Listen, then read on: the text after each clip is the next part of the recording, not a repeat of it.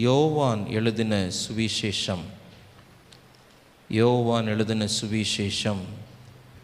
5ஆம் அதிகாரம்.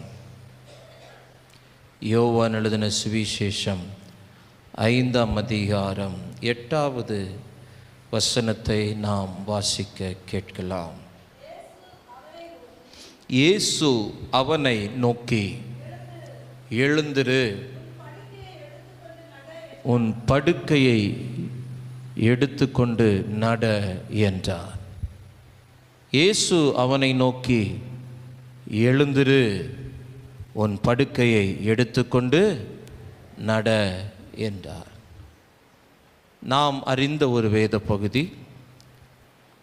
பல முறைகள் இந்த வேத வாக்கியங்களினூடாய் நாம் கடந்து செல்ல ஆண்டவர் நமக்கு கிருபை தந்திருக்கிறார். எனினும் ஒவ்வொரு முறையும் வேத வார்த்தைகளை நாம் வாசிக்கும்போது, தியானிக்கும்போது தேவன் நமக்கு தரும் வெளிச்சம் அது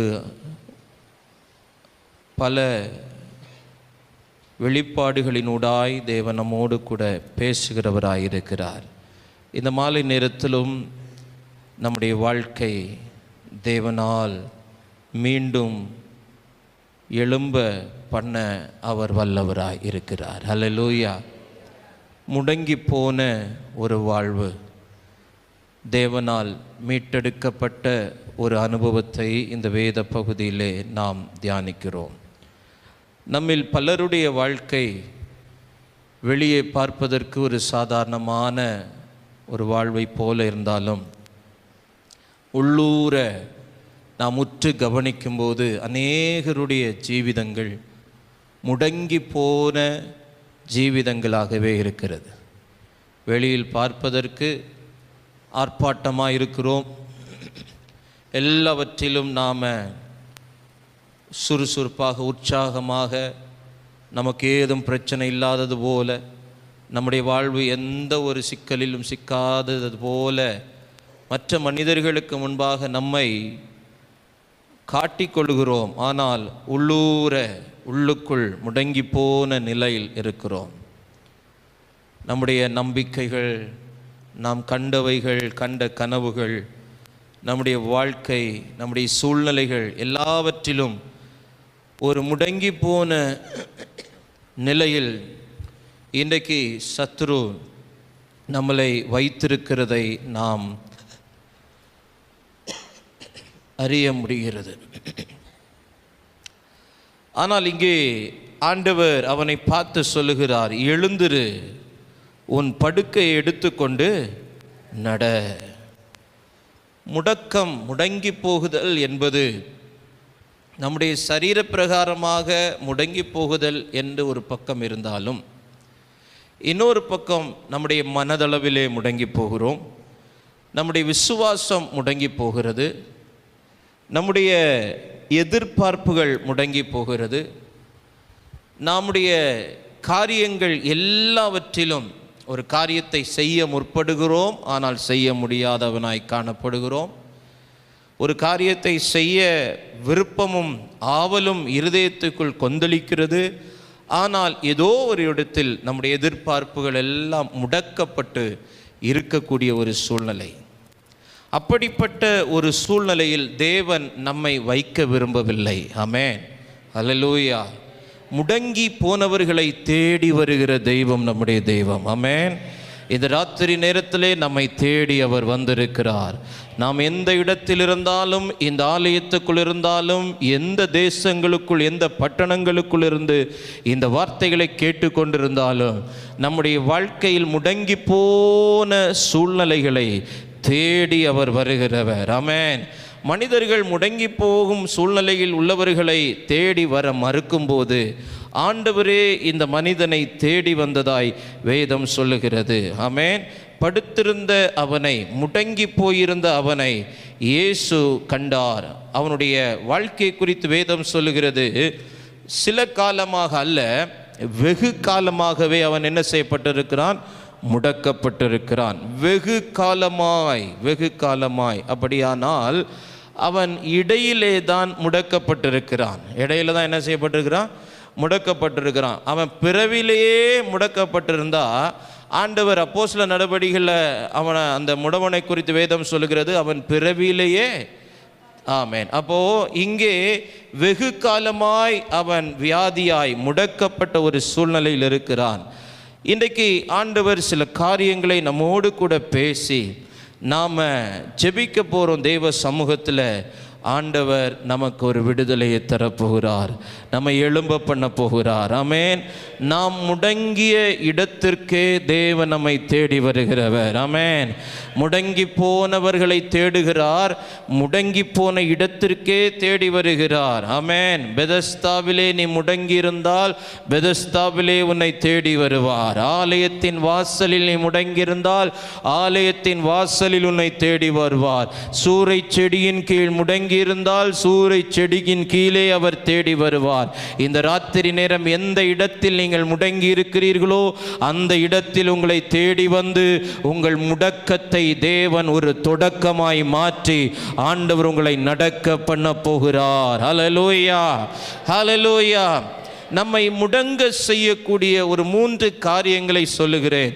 அதை தொடர்ந்து ஆவியானவர் தந்த வார்த்தையை சொல்லி நான் ஜெபிக்க போகிறேன். ஒன்று, நம்மை முடங்க செய்யும் காரியங்கள் நீண்ட கால தாமதங்கள். நீண்ட கால தாமதங்கள் நன்றாய் கவனிக்க வேண்டும். 2 வகை இருக்கிறது. ஒன்று முடக்கப்படுகிறவர்கள், முடக்கப்படுகிறவர்கள். 2வது முடங்கி போகிறவர்கள், முடங்கி போகிறவர்கள். 2க்கும் உள்ள வித்தியாசம் தெரியுமா? முடக்கப்படுவதும் முடங்கி போவதும். அப்போ முடக்கப்படுவது என்பது வெளியிலிருந்து வரக்கூடிய தாக்குதல்களினால், வெளியிருந்து வரக்கூடிய பிரச்சனைகளினால், அது மனுஷர்களால் வரலாம், மந்திரவாதிகளால் வரலாம், சத்துருக்களால் வரலாம், பிசாசினால் வரலாம், மனிதர்களால் வரலாம், சூழ்நிலைகளினால் வரலாம். இது வெளியிலிருந்து வரக்கூடிய தாக்குதல்களினால் நாம் முடக்கப்படுவது. ஆமென். இன்னொரு வகை முடங்கி போவது, முடங்கி போவது. அந்த முடங்கி போவது வகையில் எலியா முடங்கி போனான். எலியா என்ன செய்தான்? முடங்கி போனான். சவுலும் அவனுடைய சேனைகளும் முடங்கி போனார்கள். அவர்களை யாரும் என்ன செய்யல? முடக்கல. அவர்களே அந்த சத்தத்தை கேட்டு பயந்து என்ன செய்துட்டாங்க? இராணுவ தளவாடங்களுக்குள்ளால முடங்கி போனார்கள். அபிஷேகம் இருந்தது, அவர்களுக்கு ஆயுதம் இருந்தது, அவர்களிடத்தில் அணிவகுப்புகள் இருந்தது, அவர்களிடத்தில் எல்லாம் இருந்தது, அரணான பட்டணங்கள் இருந்தது, தங்களை பாதுகாத்து கொள்ளக்கூடிய சகல ஆயுதங்களும் சவுலிடத்திலும் சவுலுடைய சேனைகளிடத்திலும் இருந்தது. ஆனால் அவர்களை யாரும் முடக்கவில்லை. அவர்களை என்ன செய்தார்கள்? முடங்கி போனார்கள். மனிதனுடைய வார்த்தையை கேட்டு, சத்துருடைய வார்த்தையை கேட்டு, கோலியாத்துடைய கர்ஜனையை கேட்டு அவர்கள் முடங்கி போனார்கள். எலியா அபிஷேகம் இருந்தது, எலியாவுக்கு அழைப்பு இருந்தது, எலியாவுக்கு வல்லமை இருந்துச்சு, வானத்திலிருந்து அக்கினி இறக்கக்கூடிய வல்லமை இருந்துச்சு. ஆனால் வார்த்தையை கேட்டு முடங்கி போனான், தன்னைத்தானே முடக்கி கொண்டான், தன்னைத்தானே. அப்போ இந்த மாலை நேரத்தில் 2 விடுதலைகள் சம்பவிக்க போகிறது. ஒன்று முடக்கப்பட்டவர்களுக்கு விடுதலை, 2வது முடங்கி போனவர்களுக்கு விடுதலை. ஹல்லேலூயா. ஒருவேளை சத்துருக்களால் முடக்கப்பட்டிருந்தால் இன்றைக்கு விடுதலையை தருவார். இன்னொன்று சூழ்நிலைகளெல்லாம் பார்த்து நீங்களே முடங்கி போயிருந்தா அதிலேயும் ஒரு விடுதலையை தேவன் தரப்போகிறார். அப்போ நம்மை முடங்க செய்யக்கூடிய காரியங்களே ஒன்று நீண்ட கால தாமதங்கள், நீண்ட கால தாமதங்கள். ஆமென். நீண்ட காலமாய் இருக்கக்கூடிய ஒரு காத்திருப்பு. இங்கே இவனை குறித்து வசனம் சொல்லுகிறது, 38 வருஷம் காத்திருக்கிறான். 38 வருஷமும் அவனுக்கான விடுதலை தாமதித்து கொண்டே இருக்கிறது, அவனுக்கான அற்புதங்கள் தாமதித்து கொண்டே இருக்கிறது. வருஷங்களாய் நான் காத்திருக்கிறேன், வருஷங்களாய் இந்த பலவீனத்திலிருந்து ஒரு விடுதலைக்காக காத்திருக்கிறேன், வருஷங்களாய் என்னுடைய குடும்பத்தின் ரட்சிப்பாக நான் காத்திருக்கிறேன், பல வருஷமா காத்திருக்கிறேன். ஐயா, எனக்கு ஒரு விடுதலை, எனக்கு ஒரு விமோசனம், எனக்கு ஒரு அற்புதம் வேணும்னு சொல்லி காத்திருக்கிறேன். இந்த நீண்ட கால தாமதங்கள் என்னை முடக்குகிறது. என்னை என்ன செய்கிறது? முடக்குகிறது. ஆமென். நம்முடைய வாழ்க்கையில் அநேகருடைய ஜீவிதத்தில் ஆமென் நீண்ட கால காத்திருப்புகள் நம்மளை என்ன செய்து விடுகிறது? முடக்கி போடுகிறது, செயலிழக்க பண்ணுகிறது. ஒரு சரீரத்திலே அடிபட்டு விட்டால், ஆமேன், கால்களிலேயோ கைகளிலேயோ காயம் ஏற்பட்டு விட்டால், அந்த கைகள் கால்கள் ஆமேன் பல மாதங்கள் அப்படியே கட்டு போட்டு வச்சிருட்டு அதன் பிறகு அந்த கட்டுகளை அவிழ்க்கும் போது அந்த கைகள் என்ன செய்யப்பட்டிருக்கும்? முடங்கி போயிருக்கும். ஏன்? அதை சுற்றி இருந்த கட்டுகள் அந்த கையை என்ன செஞ்சிருச்சு? கட்டி போட்டது, முடக்கி போட்டது. நீண்ட கால காத்திருப்புகள், நீண்ட கால தாமதங்கள் ஒருவேளை நம்மளை முடக்கி போட்டிருக்குமே ஆனால், நம்முடைய நம்பிக்கையை முடக்கி போட்டிருக்குமே ஆனால், ரொம்ப வருஷம் ஆயிடுச்சு பாஸ்டர், இனி சுகம் கிடைக்காது, ரொம்ப வருஷம் ஆயிடுச்சு, இனி என்ன கிடைக்காது, அற்புதம் நடக்காது, ரொம்ப வருஷம் ஆகிருச்சு, இனி நான் நினைக்கிற எதுவும் என் வாழ்க்கையில் நடக்காது. நீண்ட கால தாமதங்கள் நம்முடைய நம்பிக்கையை முடக்கி விடும்போது ஆண்டவர் நம்மை தேடி வருகிறார். நம்பிக்கை இழந்தவர்களுக்கு நம்பிக்கை கொடுக்கிற தேவன் தான் நம்முடைய தேவன். ஆமென். நம்பிக்கை இழந்தவர்களுக்கு நம்பிக்கை கொடுக்கிற தேவன். மரண இருளில் உட்கார்ந்திருக்கிறவர்களுக்கு வெளிச்சம் தரவும். ஆமென். ஆண்டவருடைய வரவை குறித்து வேதம் இப்படித்தான் ஆமென் தீர்க்க தரிசனமாய் சொல்லுகிறது. மரண இருளில் உட்கார்ந்திருக்கிறவர்களுக்கு வெளிச்சம் தரும். அப்படின்னா நம்பிக்கை இழந்து 400 ஆண்டுகள் இருண்ட காலங்கள், இனி எங்களுக்கு ஒரு மீட்பு இல்லை, எங்களுக்கு ஒரு ரட்சிப்பு இல்லை, இனி ஒரு மேசியா வரப்போவதில்லை, தீர்க்கதரிசிகள் சொன்ன தீர்க்க தரிசனங்கள் எல்லாம் நிறைவேறுவதற்கான காலங்கள் முடிந்து விட்டது, இத்தனை ஆண்டு காலம் இருண்டு போன சூழ்நிலையில் இருக்கிறோம். ஏசாயா 9ஆம் அதிகாரம் 1-2 வசனங்களை நீங்கள் வாசித்து பார்த்தால், செபுலோன் நாட்டையும் நப்தலி நாட்டையும் குறித்து வேதம் அப்படிதான் சொல்லுகிறது. அது இருண்டிருந்தது, ஆனால் வேதம் சொல்லுகிறது இருண்டிருந்தது, இனி இருண்டிருப்பது இல்லை. நீண்ட கால காத்திருப்புகள், நீண்ட கால தாமதங்கள் முடிவுக்கு வரும்போது நம்மை முடங்க செய்த எல்லா வல்லமைகளும் அழிந்து போகும். ஆமென். நம்முடைய முடக்கங்களை தேவன் மாற்றுவார். ஆமென். அப்போ ஒன்று நீண்ட கால தாமதங்கள். ரெண்டாவது மனிதர்கள் மீது வைக்கும் அதீத நம்பிக்கைகள். மனிதர்கள் மீது வைக்கும், இவன் 38 வருஷமும் யாரைத்தான் நம்பினா? மனுஷனை தான் நம்பினான். ஆமாம், அவங்க எனக்கு உதவி செய்வாங்க, இவங்க எனக்கு உதவி செய்வாங்க, இவங்க என்னை கொண்டு விடுவாங்க, இவங்க என்னை தூக்கி விடுவாங்க, இவங்க எனக்கு சப்போர்ட்டாக இருப்பாங்க. இந்த உலகத்தில் எந்த மனுஷனும் நமக்கு சப்போர்ட்டாக இருக்க மாட்டார்கள். இருக்கிற சப்போர்ட்டாவே சாப்பிட்றவங்க தான் மனிதர்கள். ஆமென். அல்லேலூயா. மனிதர் மீது அதீத நம்பிக்கை. அவன் சொல்லக்கூடிய வார்த்தை, ஒருவரும் இல்லை, என்னை கொண்டு போய் விடுவதற்கு ஒருவரும் இல்லை. அப்படியானால் அவனுடைய நம்பிக்கை முழுவதும் மனிதனையே சார்ந்திருந்தது. மனிதன் எனக்கு உதவி செய்வான், மனிதன் எனக்கு உதவி செய்வான். உறவுகளையே சார்ந்திருந்தது, சொந்தக்காரங்களையே நம்பிக்கிட்டு இருக்கிறது, குடும்பங்களையே நம்பிக்கிட்டு இருக்கிறது, நண்பர்களையே நம்பிக்கிட்டு இருக்கிறது. மனிதர்கள் மீது வைக்கிற அதீத நம்பிக்கை நம்மளை காலப்போக்கிலே நம்மளை முடமாக்கி விடுகிறது, செயலிழக்க பண்ணுகிறது. எரேமியா 17ஆம் அதிகாரம் 5வது வசனத்தை வாசியுங்கள். எரேமியா 17ஆம் அதிகாரம் 5வது வசனம். மனுஷன் மேல் நம்பிக்கை வைத்து மாம்சமானதை தன் புயபலமாய் கொண்டு கர்த்தரை விட்டு விலகுகிற இருதயமுள்ள மனுஷன் சபிக்கப்பட்டவன் என்று கர்த்தர் சொல்லுகிறார். கவனிங்க, சாபம் பிடிச்சவன், சபிக்கப்பட்டவன். ஏன் நம்முடைய வாழ்க்கை சபிக்கப்படுகிறது? வசனம் அழகாய் தீர்க்கதரிசி எரேமியா எழுதுகிறான். மனுஷன் மேல் நம்பிக்கை, மாம்சமானதை தன் புயபலம். அப்படின்னா ஒன்று மனுஷன் மேல நம்பிக்கை, ரெண்டாவது தன் பலத்தின் மேல நம்பிக்கை. தன் பலத்தின் மேல நம்பிக்கை. இந்த ரெண்டையும் நம்பும்போது காலப்போக்கிலே கர்த்தரை விட்டு நம்மை விலக செய்கிறது. மனுஷன் மேல உள்ள நம்பிக்கையும் தன் மாம்சத்தின் மேல உள்ள நம்பிக்கையும் காலப்போக்கில் என்ன செய்கிறது? நாம் கர்த்தர் மேல் வைத்திருக்கிற நம்பியை விட்டு நம்மை வழி விலக செய்கிறது. கடைசியில் நம்முடைய வாழ்க்கை சபிக்கப்பட்ட வாழ்க்கையாக இருக்கிறது என்று மனிதனுடைய வாயில் சொல்லவில்லை, கர்த்தருடைய வாய் சொல்லுகிறது. கர்த்தர் அதை சொல்லுகிறார். மனுஷன் சபிக்கப்பட்டவனாய் மாறுவதற்கு காரணம் மனுஷன் மேலே அவன் வைக்கிற அதீத நம்பிக்கை. யாராயிருந்து விட்டு போகட்டும், எங்களோடு கூட சின்ன பருவத்திலிருந்து பழகினவர்கள் பாஸ்டர், நாங்கள் 2 குடும்பமும் ஆமீன் பக்கத்து வீட்டிலேயே இருந்து பழகினவர்கள், ஒரே தட்டில் சாப்பிட்டோம், ஒரே சமையல், சில நாட்கள் ஒரே சமையல் தான். எங்கள் வீட்டில் ஏதாவது விசேஷ காரியங்கள் வச்சா நாங்கள் அங்கே கொடுப்போம், அங்கே ஏதாவது வச்சா இங்கே கொடுப்போம். இப்படி மாறி மாறி மாறி மாறி இவ்வளவு நம்பிக்கைக்குரியவர்கள். அதனால தான் நம்பினோம். அந்த நம்பிக்கை எங்களை முடக்கி போட்டது. நம்பி கொடுத்தோம், லட்சங்களை கொடுத்தோம், தனக்குண்டான நகைகளை எல்லாம் கொடுத்தோம். நம்பிக்கை. நம்ம முதலாளி தானே, நம்ம பக்கத்து வீடு தானே, நம்ம கூட பழகிறவங்க எங்கே போயிடுவாங்க. ஒரு நாள் காலையில் எழுந்து பார்க்கும்போது வீட்டு கதவு பூட்டப்பட்டிருக்கிறது.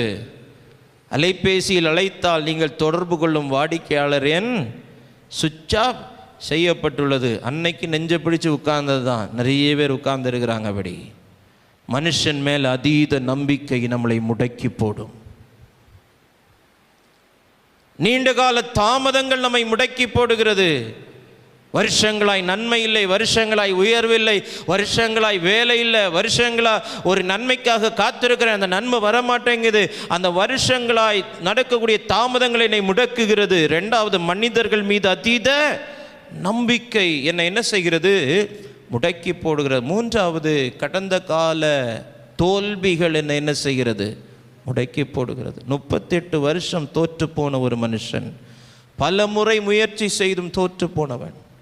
இதை செஞ்சிடலான்னு நினைக்கிறேன் பாஸ்டர், செய்யும்போது தோல்வி. இந்த காரியத்தில் ஒரு முயற்சி எடுக்கும்போது தோல்வி. இனிமேல் என்னால் முடியாது என்கிற மனநிலையில் வந்துட்டோம் நிறைய பேர். இனிமே என்னால் முடியாது, இந்த காரியத்திலிருந்து விடுபட என்னால் முடியாது, இந்த பாவத்திலிருந்து மீண்டு வர என்னால் முடியாது, இந்த சிநேகிதத்தை விட்டுவிட என்னால் முடியாது, இந்த தவறான காரியத்திலிருந்து மீண்டு வர என்னால் முடியாது, இந்த வியாதியிலிருந்து சுகமடைய என்னால் இனி முடியாது. ஏன்னா நான் பல முறைகள் முயற்சி செய்து பார்த்து விட்டேன்.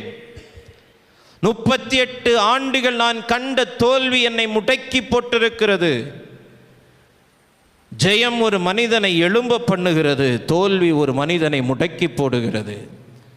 இன்னைக்கு அநேகருடைய வாழ்க்கை கடந்த கால தோல்விகளையே பார்த்திருக்கிறோம். இந்த உலகத்தில் எவன் தோற்று போகலை? இந்த உலகத்தில் யார் சார் தோல்வியை சந்திக்காமல் இருக்கிறது? ஒரு மனிதன் தோல்வியை சந்திக்காமல் ஜெயத்தை ருசி பார்க்கவே முடியாது. இன்னைக்கு இந்த விஞ்ஞான கண்டுபிடிப்புகளை நாம் அனுபவித்து கொண்டிருக்கிறோம். இந்த கண்டுபிடிப்புகளுக்கு பின்னாடி அந்த விஞ்ஞானிகளுடைய வாழ்க்கை சரித்திரத்தை நீங்கள் வாசித்து பார்த்தால், ஒவ்வொரு முறையும் அவர்கள் தோல்வியை சந்தித்து அந்த தோல்வியில் அவர்கள் முடங்கி போகாமல் அந்த தோல்வியிலிருந்து மீண்டு வந்தது நிமித்தம்தான் ஒரு பெரிய ஜெயத்தை இன்றைக்கு கொண்டாடி கொண்டிருக்கிறார்கள். ஆனால் நம்முடைய வாழ்க்கையில் நம்முடைய கடந்த கால தோல்விகள் நம்மை முடக்கி போடுகிறது. அவன் சொல்லக்கூடிய வார்த்தைகள் அதுதான், இனிமேல் என்னால் முடியாது. அவ்வளவுதான். 38 ஆண்டுகள் ஆகிவிட்டது. இனி ஒரு 6 வருஷமோ 2 வருஷமோ, இனி உயிரோடு இருக்கிற நாள் வரைக்கும் இப்படியே காலத்தை தள்ளிட்டு போவோம். பக்கத்தில் பாசல ரொம்ப கஷ்டப்பட்டு காலத்தை தள்ளாதீங்க. ஆமென், அல்லேலூயா. தோல்விகள் நிரந்தரம் அல்ல. அது நம்முடைய மனநிலையை பாதிக்கிறது. அந்த மனநிலை அறிந்து தான் ஆண்டவர் அவரிடத்தில் கேட்கிறார், நீ சொஸ்தமாக வேண்டும் என்று விரும்புகிறாயா?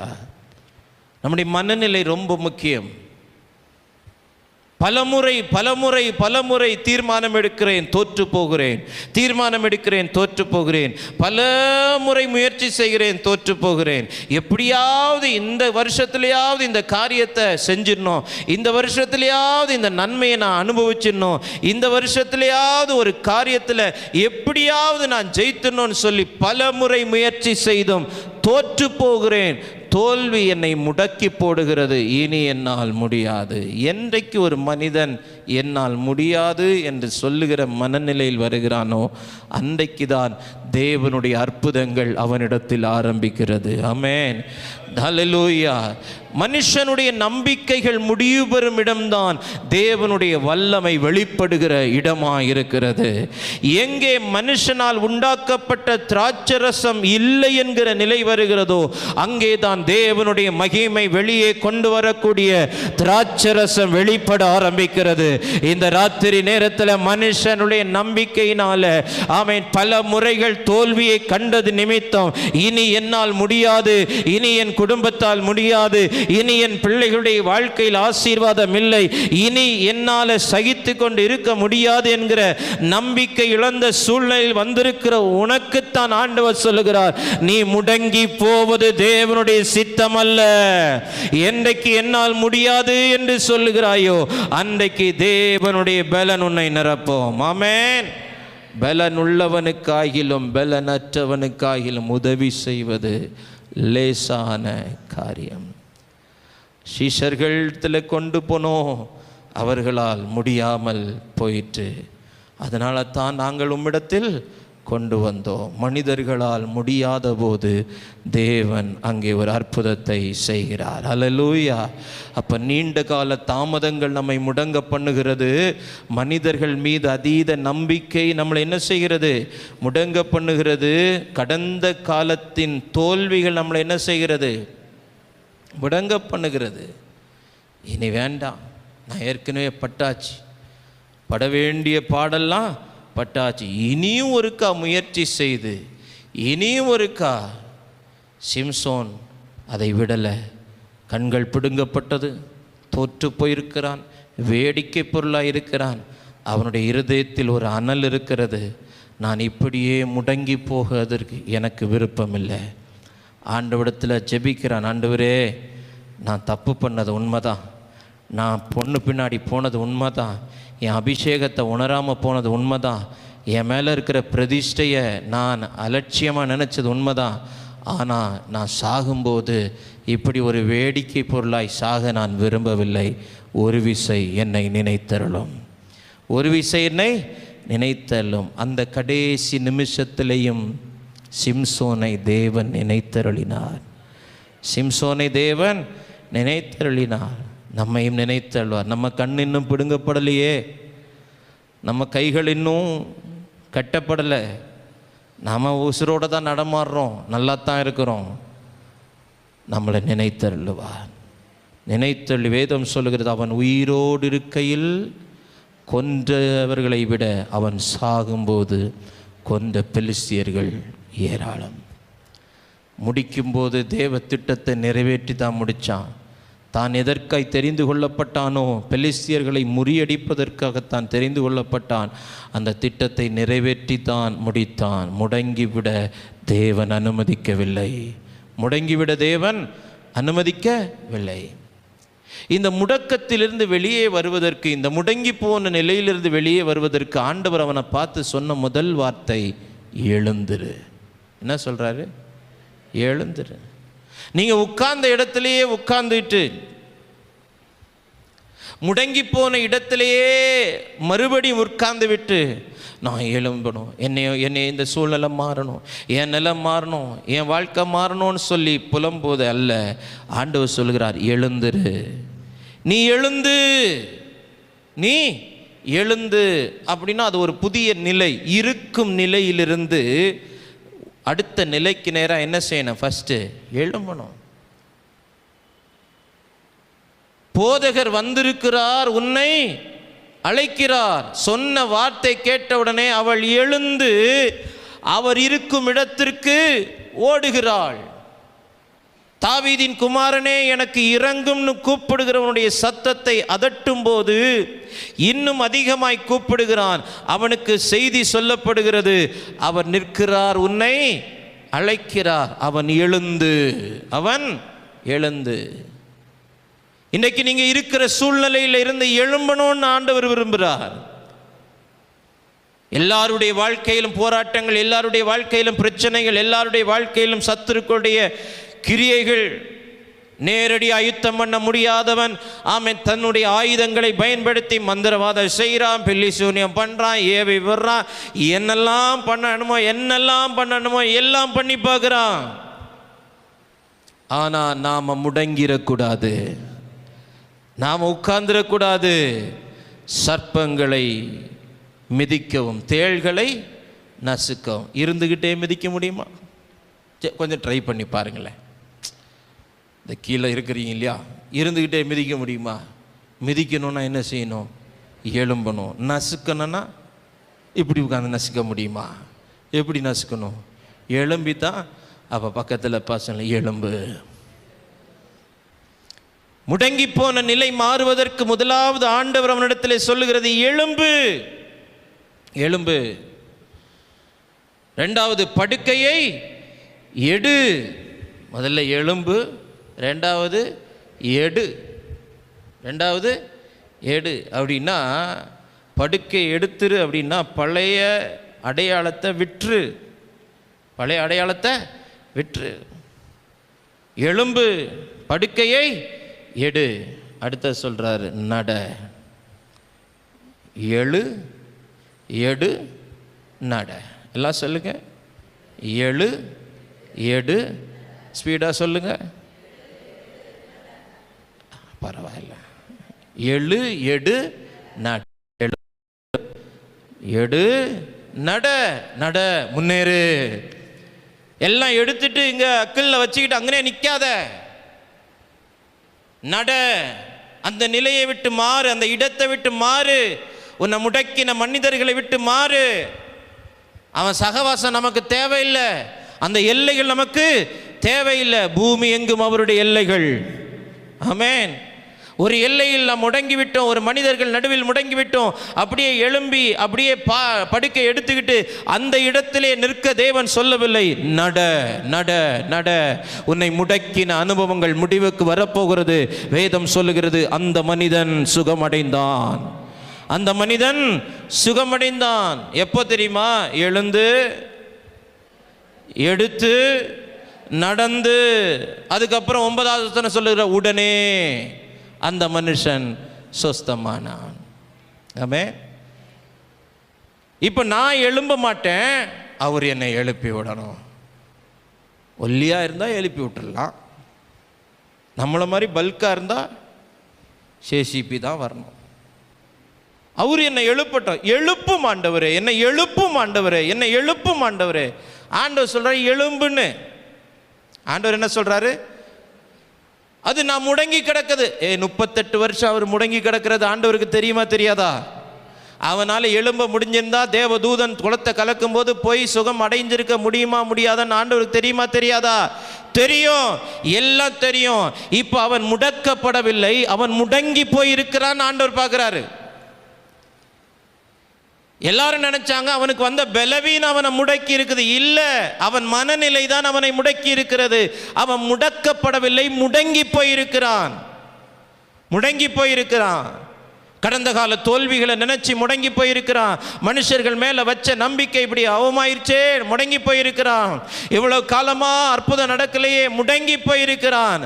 அவன் சரீரத்தில் வந்த பலவீனத்தினால் அவன் முடக்கப்படவில்லை, அவன் மேல் அவனை சுற்றி நடந்த காரியங்களினால் அவன் முடங்கி போயிருக்கிறான். அதனால தான் ஆண்டவர் சொல்றார், நீ எழும்பு, நீ எழும்பு. இனி இதுவரைக்கும் இந்த இடத்துல இருந்தது போதும், ஒரு புதிய நிலைக்கு போ.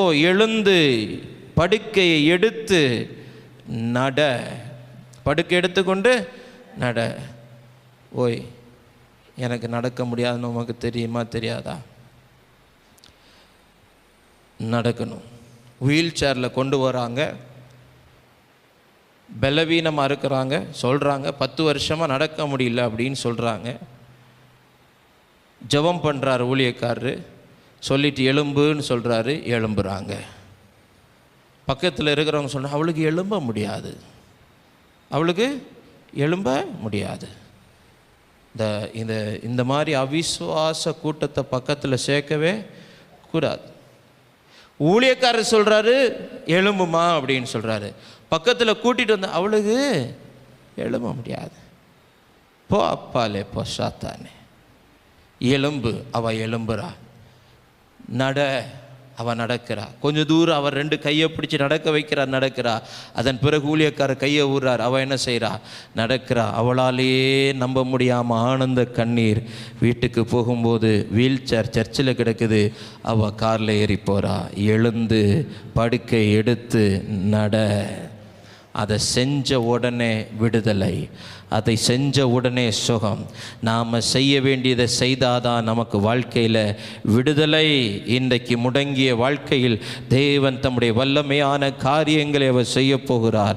இந்த மனுஷனுடைய வாழ்க்கையில் நின்று போன காரியங்களை மறுபடியும் இயக்க ஆரம்பித்தார். மறுபடியும் அவனுடைய கால்கள் இயங்க ஆரம்பித்தது, மறுபடியும் அவனுடைய கைகள் இயங்க ஆரம்பித்தது, மறுபடியும் அவனுடைய சரீரங்கள் இயங்க ஆரம்பித்தது. ஆமென். இந்த ராத்திரி நேரத்தில் இயங்காதவைகளை தேவன் மறுபடி இயக்க போகிறார். தேவனுடைய கரம் நம் நடுவில் வெளிப்பட்டிருக்கிறது. ஹல்லேலூயா, ஹல்லேலூயா. ஏசாயா 59:1, ஏசாயா 59:1 வாசியுங்கள். இன்றைக்கும் கர்த்தருடைய கரம் குறுகி போகவில்லை. வாசிங்க அந்த வசனத்தை. இதோ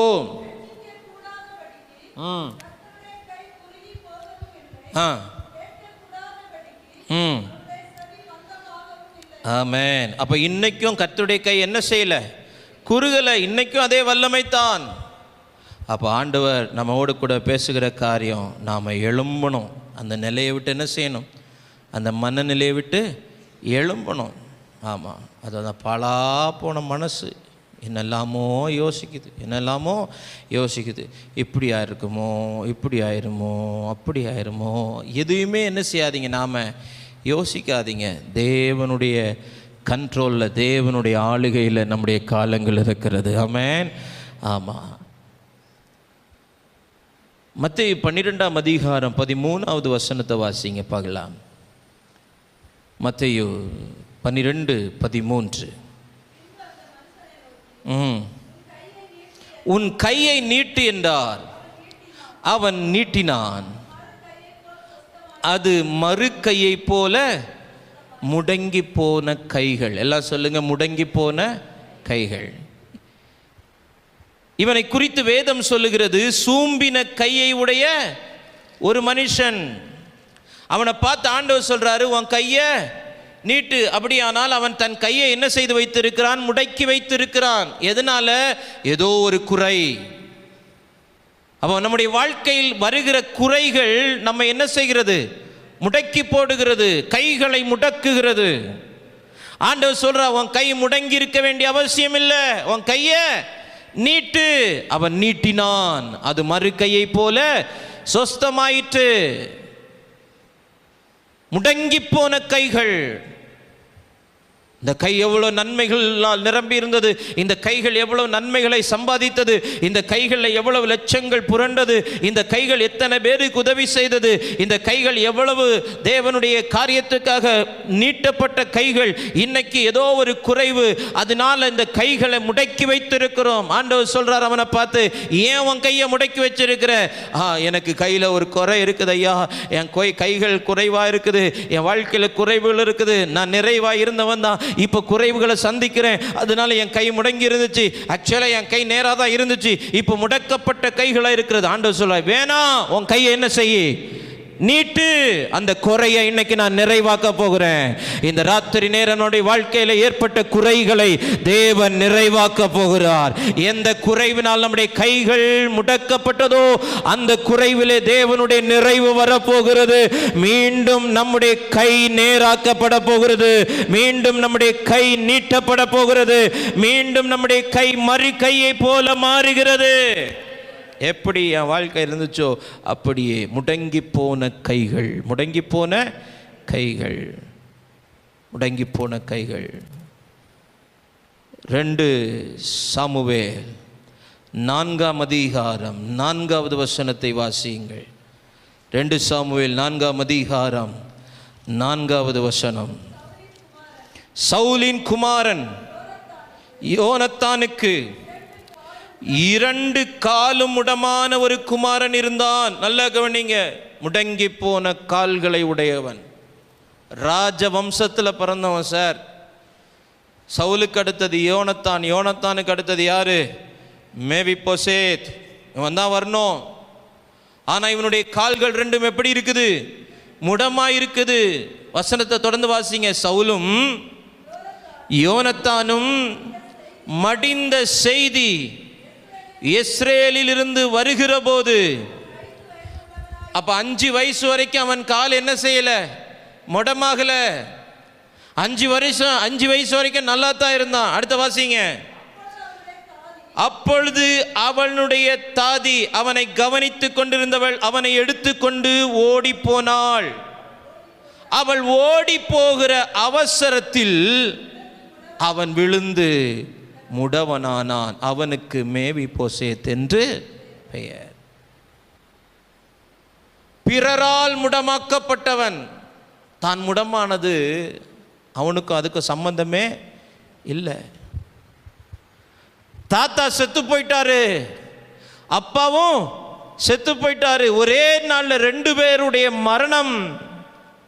5 வயது. அந்த செய்தியை கேட்டு அதை உணரத்தக்க இருதயம் அவனுக்கு இருந்துச்சான்னு கூட தெரியல.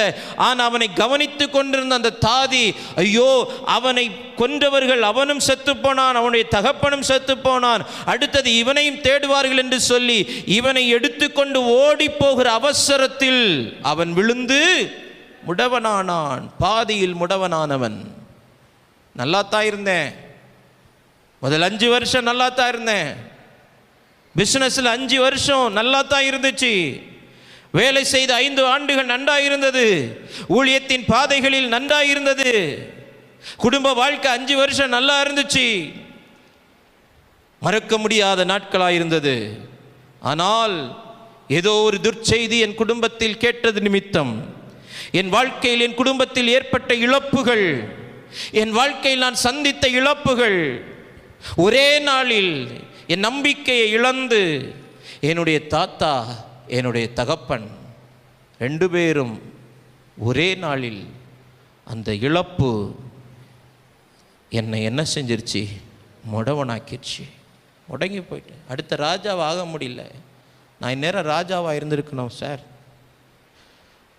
நேரம் இந்த கம்பெனிக்கு நான் எம்டியாக இருக்கணும். நேரம் என் வாழ்க்கை எவ்வளோ உயரத்துக்கு போயிருக்கணும்.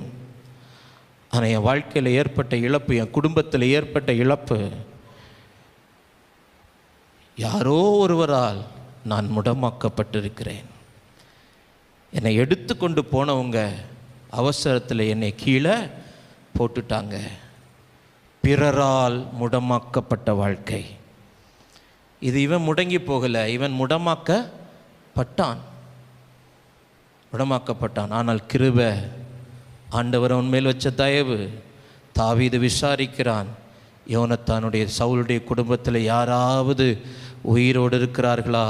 அவனுக்கு செய்தி சொல்லப்படுகிற 2 கால்களும் முடமாக்கப்பட்ட அவன் யோனத்தானுடைய குமாரனாகிய மேவிபோசேத் இருக்கிறான். அந்த செய்தியை கேட்ட உடனே தாவீது சொல்கிறான், அவன் அழைத்து கொண்டு வா. அவன் அங்கே முடமாகி இருக்கக்கூடாது, அவன் என் அரண்மனையில் இருக்கணும், அவன் என் பந்தியில் உட்காந்து என்னோடு கூட என்ன செய்யணும்? சாப்பிடணும். அவன் உயிரோடு இருக்கிறது வரைக்கும் அவனுக்கு என்னெல்லாம் தேவையோ அதெல்லாம் என்ன செய்யணும். இந்த ராத்திரி நேரத்தில் மனுஷர்களால் முடமாக்கப்பட்டீங்களா? மனுஷர்களை நம்பி, மனுஷர்களை உங்களை எடுத்துக்கொண்டு மனுஷர்களால் முடமாக்கப்பட்ட வாழ்க்கை வாழ்ந்து கொண்டிருக்கிறீங்களா? உங்களை ஆண்டவர் விட்டு விடுவதற்கு அநீதி உள்ள தெய்வம் அல்ல. இழப்புகளை சந்தித்து முடமாக்கப்பட்டிருக்கிறீங்களா? ஏதோ ஒரு துர்ச்செய்தியை கேட்டு முடங்கி போயிருக்கிறீங்களா? இந்த செய்தியை கேட்டதுலேருந்து என் வாழ்க்கையில் ஒன்றும் செய்ய முடியல, முன்னாடி போக முடியல, நான் ஏதோ ஒரு இடத்துல முடங்கி போயிருக்கிறேன்.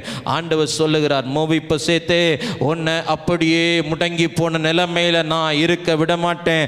அரண்மனையிலிருந்து ஒரு அழைப்பு உனக்கு வருகிறது. அரண்மனையில் ராஜாவோடு உட்கார்ந்து ராஜ போஜனம் பண்ணுவதற்கான வாய்ப்பு வருகிறது. ஆண்டவர் இந்த ராத்திரி நேரம் சொல்லுகிறார், நீ முடங்கி போயிருந்தாலும், உன் வாழ்க்கையை முடித்து போட சத்துரு பல வகைகளிலே வழி தேடினாலும், இந்த ராத்திரி நேரம் நீ அனுபவிக்க வேண்டிய அந்த அரண்மனையின் சுகத்தை, அரண்மனையின் ஆசீர்வாதத்தை நீ அனுபவிக்காமல் தேவன் உன்னை விட்டுவிட மாட்டார். ஆமென். இவன் நல்லா இருந்தான், அவன் அரண்மனையில் இருந்திருக்கணும். இவன் நல்லா இருந்தான், நான் அடுத்த ஸ்தானத்தில் வந்திருக்கணும்.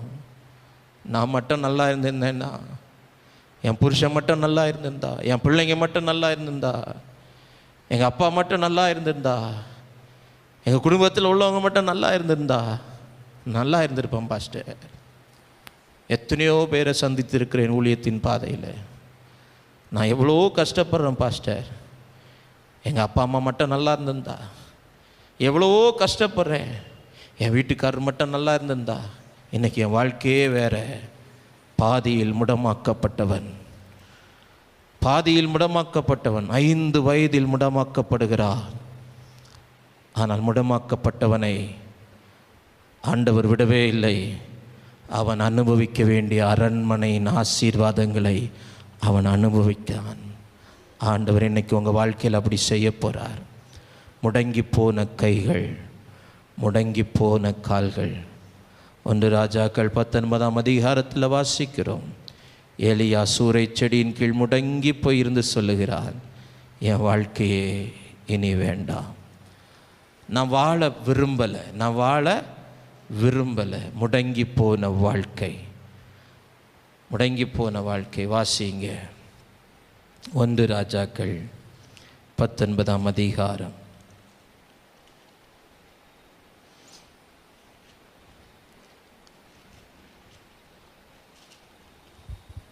இல்லையோ 19 இல்லையோ?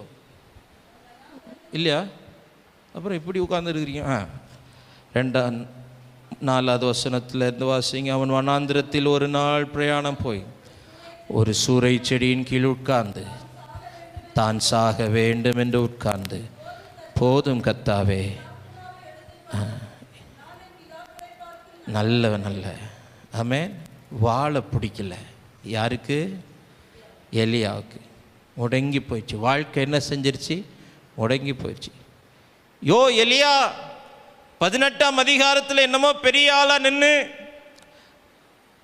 பாகாலுடைய தீர்க்கதரிசிகள் ஒரு பக்கம், எசபேலுடைய தோப்பு விக்கிரக தீர்க்கதரிசிகள் இன்னொரு பக்கம், இன்னொரு புறத்தில் இஸ்ரவேல் ஜனங்கள், தேசத்தின் ஜனங்கள் நடுவில் நின்று ஒத்தாலா சவால் விட்ட அந்த சவால், அதெல்லாம் எங்க?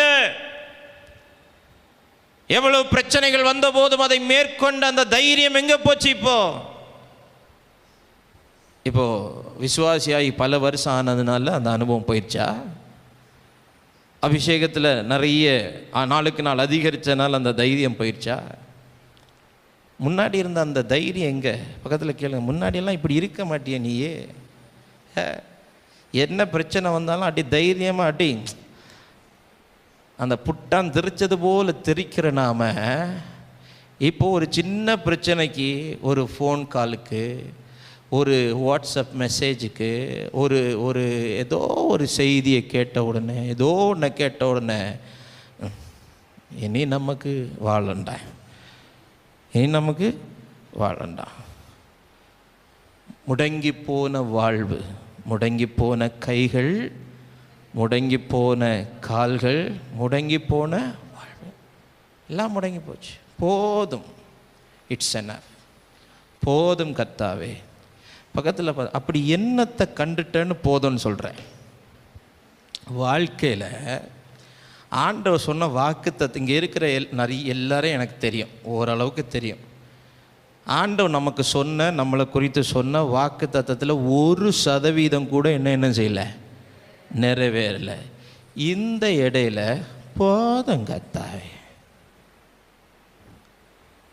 ஆனால் இலையில இறைச்சி வைக்கும்போது போதும் போதும் போதும் போதும் போதும்னா கையை தட்டணும். அதை விட்டு போதும் அப்போனா வச்சுக்கிட்டே இரு. சும்மா நான் என்ன செய்வேன், ஒரு ஆக்ஷன். முடங்கி போன வாழ்வு 18ஆம் அதிகாரத்தில் ஐயோ கர்மேலின் கொடுமுடியில் நின்று சவால் விடுறான். கர்மேலில் நின்று சவால் விடுறான். ஒட்டுமொத்த தேசத்தின் ஜனமும் தெண்டனிட்டு சொல்லுகிறது, கர்த்தரே தெய்வம், கர்த்தரே தெய்வம். சரி, அதோட திருப்திப்படலை. கர்மேலின் கொடுமுடியில் போய் ஆண்டவர் மழையை தருவேன்னு சொல்லியிருக்கிறாரு. போய் தன் முகம் முழங்காலில் பட குனிந்து பிரயாசப்பட்டு ஜெபம் பண்ணி ஆண்டோடைய வாக்குத்தத்தை நிறைவேறுகிற அந்த பெருமழை இரைச்சலை கேட்ட காதுகள், பெருமழை இரைச்சலை, பெருமழையை கண்ட கண்கள், பெருமழையின் ஆசீர்வாதத்தில் நனைந்த வாழ்வு. இப்போ ஆப்டர் ஆல் எசபேலுக்கு வார்த்தையை கேட்டு கொன்னுருவேன்னு சொன்னானாம். என்ன சொன்னாலாம்? கொன்னுருவேன், உன் பிள்ளைய வாழ விட மாட்டேன், உன் பிள்ளைய வாழ விட மாட்டேன், நீ கெட்டி கொடுத்தாலும் அவள் வாழ்ந்துட மாட்டா. எப்படி? கெட்டி கொடுத்தாலும் வாழ்ந்துட மாட்டா, நான் விட மாட்டேன், நான் விட மாட்டேன். அவள் எங்கே போனாலும், அவள் வெளிநாட்டுக்கே ஓடினாலும் அவளை வாழ விட மாட்டேன். உடனே வெக்கமா இல்லை? 18ஆம் அதிகாரத்தில் வீர வசனம் பேசிட்டு, 18ஆம் அதிகாரத்தில் அப்படியே சத்துருக்கு சவால் விட்டுட்டு, 18ஆம் அதிகாரத்தில் பாகால் தீர்க்கதரிசிகளை சொல்கிறான், சத்தமாக கூப்பிடு, உன் தெய்வம் தூங்கிக்கிட்டு இருக்கும், கூப்பிடு கூப்பிடு, சத்தமாக கூப்பிடு. அவ்வளவு பேசிக்கிட்டு இப்போது, பாஸ்டர் எனக்கு ஜெபம் பண்ணுங்க, நான் சீக்கிரம் சாவணும்னு, நான் சீக்கிரம் சாவணும்னு என்ன செய்யுங்க? ஜெபம் பண்ணுங்க. கண்டிப்பாக அந்த ஜெபத்தை ஆண்டவர் என்ன செய்ய மாட்டார்? கேட்க மாட்டார். கிருபை இருக்குது, ஜெபம் பண்ணால் நடக்கும்னு தெரியும். ஆனால் ரொம்ப கஷ்டப்படுறவங்களுக்காக ஜெபம் பண்ணலாம், போய் சேரட்ட ஆண்டவர் என்ன போயிடும். ஆனால் அதுக்காக ஜெபம் பண்ணுங்க, என்ன கஷ்டப்படாமல் போயிடணும். என்ன ஆசை, அடுத்தவெல்லாம் கஷ்டப்படணும், நீங்கள் கஷ்டப்படாமல் போயிடணும். வாழ்க்கையே முடங்கி போச்சு. அங்கே ஒருத்தனுக்கு கைகள் முடங்கி போச்சுது குறைவினால, அடுத்தது ஒரு மனுஷனுக்கு கால்கள் முடங்கி போச்சது குடும்பத்தில் ஏற்பட்ட இழப்பினால, இப்போ வாழ்க்கையே முடங்கி போய் சூறை செடியில் சுருண்டு கிடந்த எலியா. சில பேர்லாம் பார்த்துருக்கிறீங்களா? வீட்டில் போனால் கட்டில் அப்படி ஒரு மாதிரி இந்த இந்த சிசேரியனுக்கு முன்னே ஊசி போடும்போது இந்த இப்படி வளைச்சி வச்சுட்டு குறுக்கில் ஒரு ஊசி போடுவாங்க, அப்படி கிடக்கும்.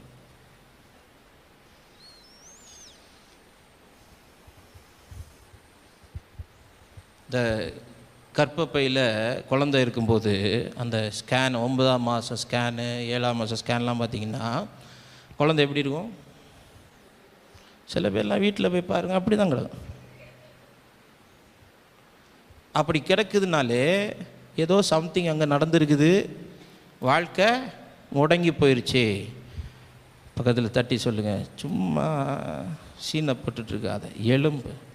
ஆமே, நம்மளை விட பல மடங்கு பிரச்சனை உள்ளவங்களாம் இந்த உலகத்தில் வாழ்கிறான்.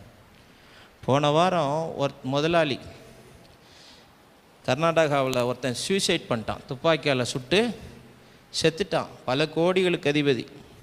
என்னான்னு பார்த்தா அவன் வீட்டுக்கு ரைடு வந்துடுச்சு. என்ன வந்துடுச்சு? அரசாங்கத்திலேருந்து ரைடு வந்துடுச்சு. அதை அவனால் தாங்கி கொள்ள முடியாமல் என்ன செஞ்சிட்டான்? துப்பாக்கியால் சுட்டு செத்துட்டான். உடனே முடிவெடுக்கிறது, போதும் கர்த்தாவே, முடங்கி போன வாழ்க்கை. ஆண்டவர் விட்டாரா? ஆண்டவர் விட்டாரா எலியாவை? சொல்லுங்க, விட்டாரா? எலியாவே விடலை, உங்களை விடுவாரா? ஆமென். எலியாவே விடலை. எலியா தேவனுடைய வேலைக்காரன், நீங்களும் நானும் தேவனுடைய பிள்ளைகள். ஆமென், தேவனுடைய பிள்ளைகள். அவருடைய வேலைக்காரனே விடலை, அவருடைய பிள்ளைகளாகிய நம்மளை ஆண்டவர் என்ன செய்ய மாட்டார்? விட மாட்டார். இன்னைக்கு நம்முடைய முடக்கத்தை தேவன் மாற்ற விரும்புகிறார். முடங்கி போன கைகள், முடங்கி போன கால்கள், முடங்கி போன வாழ்க்கை. ஆண்டவர் சொல்கிறார், எலும்பு,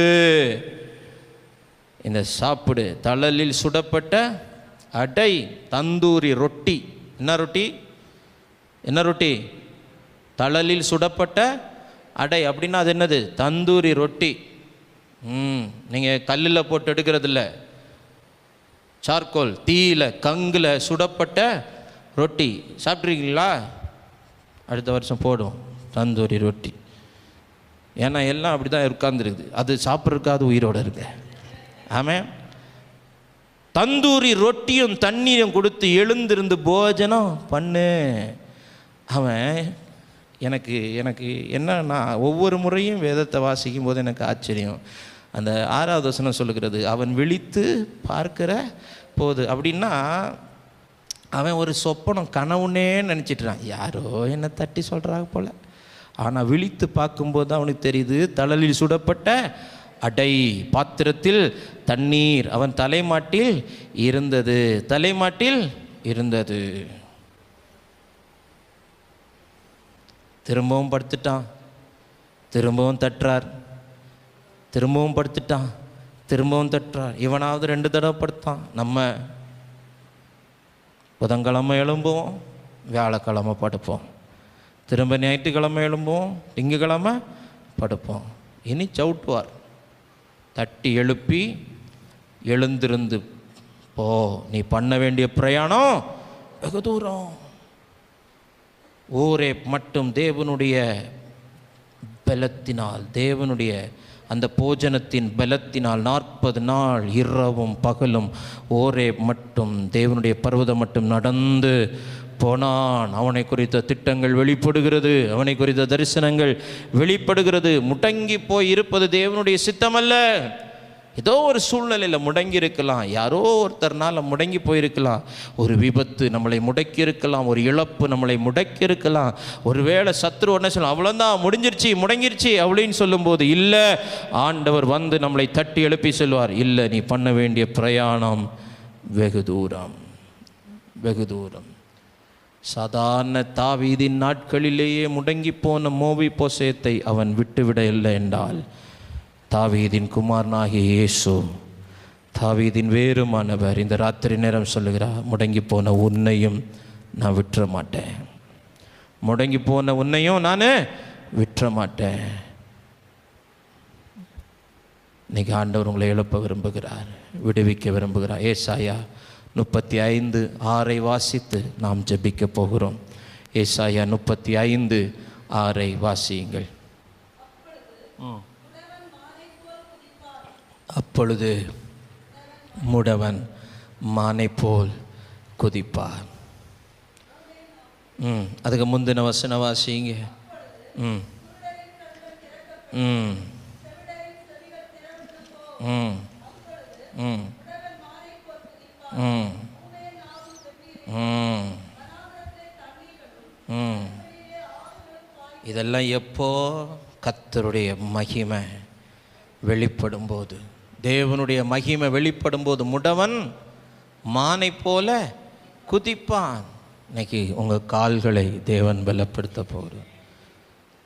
நம்முடைய கைகளை ஆண்டவர் திரும்பவும் நேராக்க போகிறார்.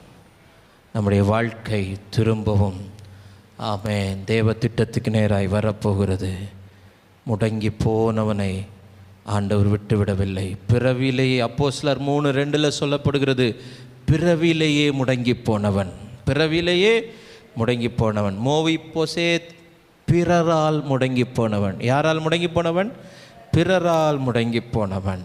பிசாசால் முடங்கி போனவர்கள், பிறரால் முடங்கி போனவர்கள், பிறவியிலே முடங்கி போனவர்கள் எல்லாரையும் ஆண்டவர் ஊழியம் செய்த நாட்களில் ஆண்டவர் சொல்லுகிறார். ஆமென்.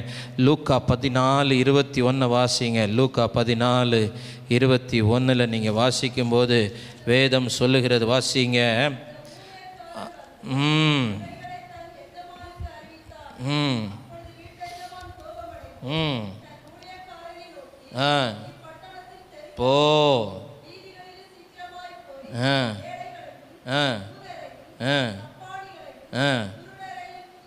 இங்கே கூட்டிக் கொண்டு வா. ஆமென்.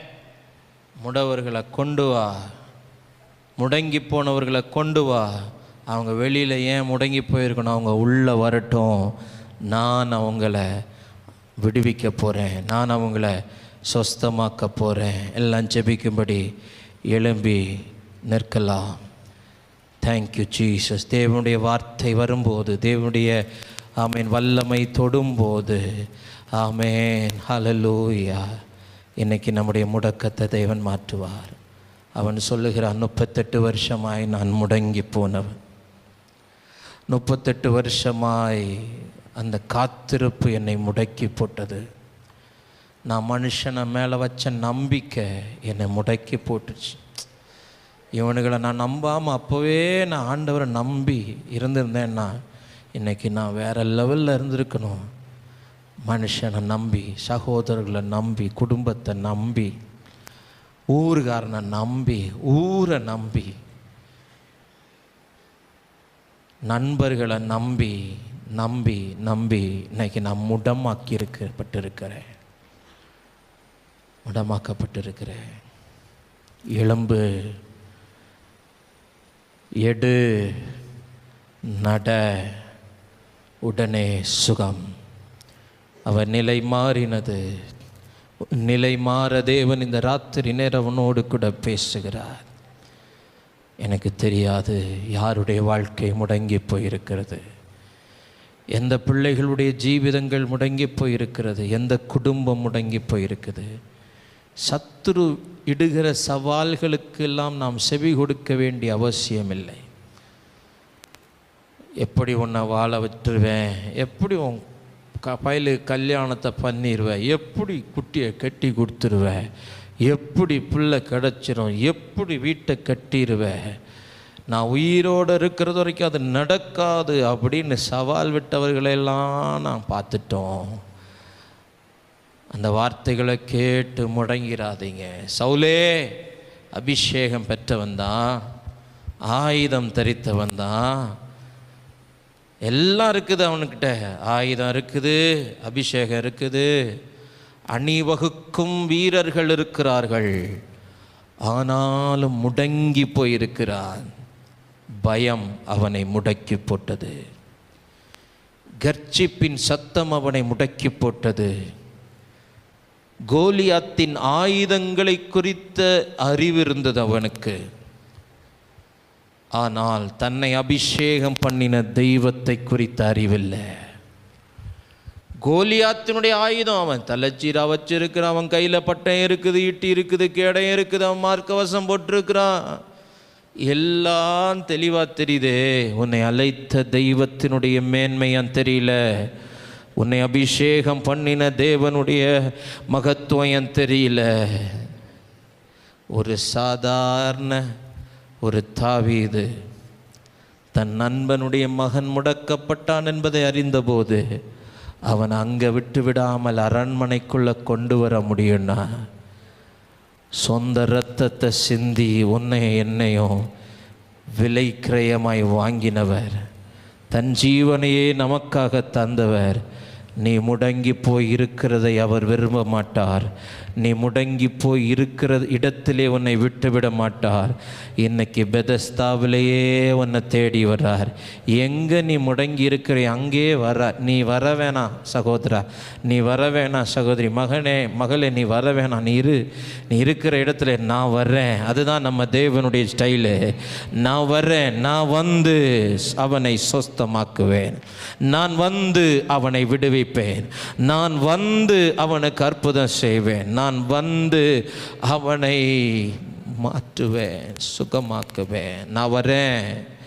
நீ முடங்கி இருக்கிற பெதஸ்தாவில் உன்னை தேடி வருகிறவர், நீ முடங்கி இருக்கிற உன் வீட்டிலே உன்னை தேடி வருகிறவர், நீ முடங்கி இருக்கிற சூழ்நிலையில் உன்னை தேடி வருகிறவர். நீண்ட கால தாமதங்கள் உன்னை முடக்கி இருக்கலாம். மனிதன் மேல் அதீத நம்பிக்கைகள் உன்னை முடக்கி இருக்கலாம். எனக்கு யாருமே இல்லை என்ற நம்பிக்கை, மனுஷனையே நம்பி நம்பி வாழ்ந்துட்டோம். முடங்கி இருக்கலாம். 38 தடவை நான் தோத்துட்டேன் ஐயா, 38 டைம்ஸ். கடந்த கால தோல்விகள். இன்னும் ஒரு கடைசி வாய்ப்பு இருக்குது. ஆண்டவர் அந்த கடைசி வாய்ப்பில் உன்னை தூக்கி எடுப்பார். அந்த கடைசி வாய்ப்பில் ஒரு அற்புதம் செய்வார். கடைசி நிமிடத்தில் ஒரு அற்புதம் நடக்கும். Last minute miracle. இன்னும் கொஞ்ச நேரத்தில் நான் சாக போறேன், இயேசுவே நீர் பரதேசில வரும்போது என்னையும் நினைத்தருளும். ஆண்டவர் சொன்னார் பாருங்க, இன்றைக்கு நீ ஏன் கூட பரதேசில இருப்பாய். என்ன ஒரு கடைசி நிமிட அற்புதம். அத்தனை காலம் திருடன் என்கிற பட்ட பெயரோடு சிலுவையில் தொங்கினவன் அந்த கடைசி நிமிஷத்தில் ஓ பரதேசிக்கு சொந்தக்காரன். ஆண்டவரால எந்த நிமிஷத்திலே அற்புதம் செய்ய முடியும், எந்த வினாடியிலே அற்புதம் செய்ய முடியும், எந்த சூழ்நிலையில் அற்புதம் செய்ய முடியும். ஏன் நீ விசுவாசித்தால் இப்பொழுது இந்த நிமிஷம், இந்த நொடி ஆண்டவர் உன்னை சுகமாக்க முடியும்.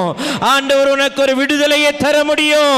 இந்த வார்த்தையை நீ கேட்டு கொண்டிருக்கும் போது இப்பொழுதே அந்த உதிரத்தின் ஊறலை ஆண்டவர் நிற்க பண்ண முடியும். காலங்களாய் ப்ளீடிங், உடனே உதிரத்தின் ஊறல் நின்று போயிற்று. At once the bleeding stopped. ரத்த போக்கு உடனே நிக்கிட்டு, உடனே நினைச்சு முடக்கி விட்டதா? பலவீனம் உன்னை முடக்கி விட்டதா? பலவீனம் உன்னை முடக்கி போட்டதா? இன்னைக்கு உன் கைகளை வெளியே காட்ட முடியாதபடி உன் கைகள் முடங்கி போயிருக்குது. என் கை குறையா இருக்குது, என் கை நிறைவா இருந்த கை இன்னைக்கு குறையா இருக்குது. இன்னைக்கு ஒரு 100 ரூபாய் எடுக்கணும்னு அவ்வளவு கஷ்டமா இருக்குது. நான் இன்னைக்கு கர்த்தருடைய தீர்க்கனா, கர்த்தருடைய ஊழியக்காரனா, அவருடைய பலிபீடத்தின்னு சொல்றேன். உன் கையை நீட்டு, மறுபடியும் உன் கை நிறைவுள்ள கையாய் தேவன் மாற்ற போகிறார். உன் கையை தேவன் மாற்ற போகிறார். உன் கை முடங்கி போயிருக்க வேண்டிய அவசியம் இல்லை. நீ முடங்கி இருக்க வேண்டிய அவசியம் இல்லை. மோவி போசேத் அழுதுருப்பான். மோவி போசேத் எப்படி அழுதுருப்பான் நீங்க கற்பனையே செய்து கொள்ள முடியாது. அந்த அளவுக்கு வேதனைப்பட்டிருப்பான். நான் ராஜாவா இருக்க வேண்டியவன், எங்க தாத்தா ராஜாவா இருந்தாரு. அடுத்தது யோனத்தான் அந்த ஸ்தானத்தில் வந்தான். அடுத்தது நான் தான் அவருடைய பிள்ளை, நான் தான் வரணும். ஆனா யாரோ ஒருவரால் என் வாழ்க்கை முடமாயிருச்சு. கர்மல கூட நினைச்சிருக்க மாட்டான் மோவி போசேத், என் காலு முடமாகும். ஆமென், ஹல்லேலூயா. நான் அந்த வேத பகுதியை வாசிக்கும் போது என்னால் அந்த வேத பகுதியை கடந்து போகவே முடியல. எந்த உயரத்தில் இருக்க வேண்டிய ஒரு தாதியினால, ஏதோ ஒருத்தினால, யாரோ ஒருவரால அவசரத்தில் முடமாக்கப்பட்டுட்டான். ஆனா ஆண்டவர் அவன் மேல வச்ச இறக்கம், ஆண்டவர் அவன் தகப்பன் மேல வச்ச இறக்கம். நான் இப்படி சொல்ல விரும்புறேன், ஏ தகப்பனே, தாயே, ஓ மேல வச்ச இறக்கம் உன் பிள்ளைய அரண்மனையின் வாழ்க்கையை அனுபவிக்கும்படி ஆண்டவர் ஒரு அற்புதத்தை செய்வார். உன் பிள்ளை வாழ்க்கை முடங்கி போகாது, உன் மக வாழ்க்கை முடங்கி போகாது, உன் மக வாழ்க்கை முடங்கி போகாது. அவன் அரண்மனையின் ஆசீர்வாதத்தை அனுபவிப்பா. ஓ மேல வச்ச இரக்கத்தினால, ஓ மேல வச்ச தயவினாலே. ஹல்லேலூயா. முடங்கி போன கைகள் மீண்டும் நேராக்கப்பட்டது. முடங்கி போன கால்களுடையவன் அரண்மனையின் சுகத்தை அனுபவிக்கிறான். முடங்கி போன வாழ்க்கை அவ்வளவுதான், போதும், எனக்கு வாழ பிடிக்கல, என்னத்தை ஒரு வாழ்க்கை வாழ்ந்து என்னத்தை சாதிக்க போகிறோம்? சகோதரா, நாம் சாதிக்க வேண்டியது இன்னும் நிறைய இருக்குது. நாம் பார்க்க வேண்டியது இன்னும் நிறைய இருக்குது. இன்னும் கானானுக்கு பக்கத்திலே நம்ம போல, இன்னும் நம்ம யோர்தானையை தாண்டலை, இன்னும் எரிகோ தாண்டலை, இன்னும் நமக்கு யோர்தானெல்லாம் தாண்ட வேண்டியது இருக்குது, எரிகோவெல்லாம் தாண்ட வேண்டியது இருக்குது, ஆயி பட்டணத்தை தாண்ட வேண்டியது இருக்குது, 31 ராஜாக்களை முறியடிக்க வேண்டியது இருக்குது. காணான காணாம நம்முடைய கண்கள் மூடாது. வாழ்க்கை முடங்கி போச்சுதா?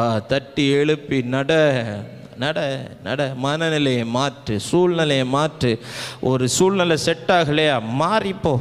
ஒரு இடம் செட் ஆகலையா, இடம் பெயர்ந்து போ, மாறிப்போ. ஆமீன். அடுத்த நகர்வுக்கு நேராக போயிட்டே இரு. முடங்கி போய் இருக்காத. இப்படி ஆயிடுச்சு, இப்படி சொல்லிட்டாங்களே, இப்படி பேசிட்டாங்களே, இப்படி பண்ணிட்டாங்களே அப்படின்னு சொல்லி அதே இடத்துல இருக்காத. எழுந்து தேவனுடைய பர்வதத்துக்கு போ. ஆண்டவர் உன்னை நடத்துவார். முடங்கி போக அல்ல. தேவனுடைய கரம் இந்த ராத்திரி நேரத்தில் உங்களை சந்தித்திருக்கிறது. நீ முடங்கி இருந்த இடமே நாளை உன் சாட்சியின் இடமாய் மாறும். நீ முடங்கி போயிருந்த குடும்பத்தில் நாளை உன்னை சாட்சியாய் நிறுத்துவார். எந்த ஊர்ல உன்னை முடக்க நினைச்சானோ அதே ஊர்ல உன்னை உயர்த்தி வைப்பார்.